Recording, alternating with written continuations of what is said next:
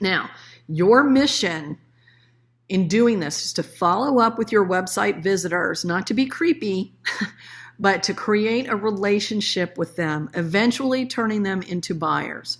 Now, not everybody's going to become a buyer, and that's okay. But you need to follow up with people to go beyond the 1%.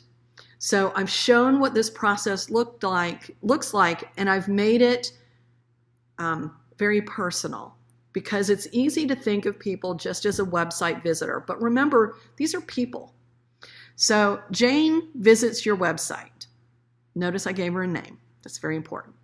Jane, you want to think of website visitors as people. Why aren't people buying? Well, Jane visits your website, but she doesn't buy right away. We don't know why. We can't guess at that. But we know that only 1% of visitors buy from your website right away. So we're going to do some follow-up and try to turn Jane into a buyer.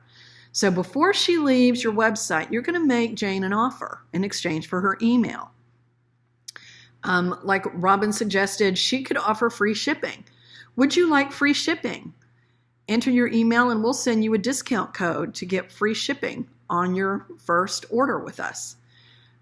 It could be, would you like a free guide to growing peonies? I offer the one-page checklist. Lisa, this would be an excellent opportunity for you to offer your dyers worksheet.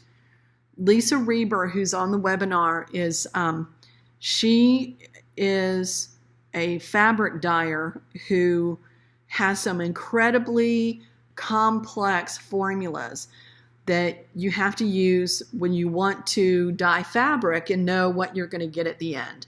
And she has come up with this awesome spreadsheet that shows you exactly, like if you want a light color, a medium color, or a dark color, here's exactly the percentage of dye powder that you need to use. This is the offer that you need to make. Would you like the fabric dyers checklist, or whatever, you know what you call it, worksheet, so that you know exactly how much dye to use to get the exact fabric color you want. So you want to make that irresistible offer.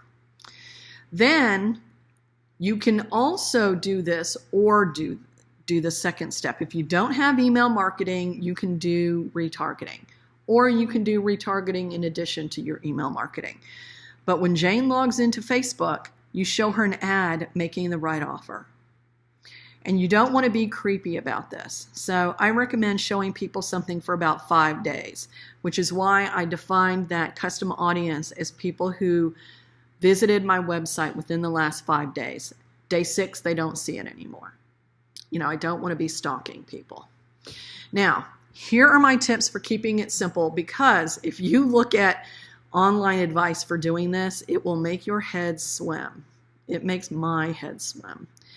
And I like to keep things very simple. So first, make sure that your website is ready for people to buy from you. Include trust seals, your refund policy, let people get to know you, have testimonials, have a handshake before you launch right into the offer to buy. If you already use email marketing, show an offer to Jane before she leaves your website. If you don't use email marketing, then retarget Jane with an ad on Facebook, and your offer should reflect the relationship you have with Jane. You want to create a relationship with her and not be creepy.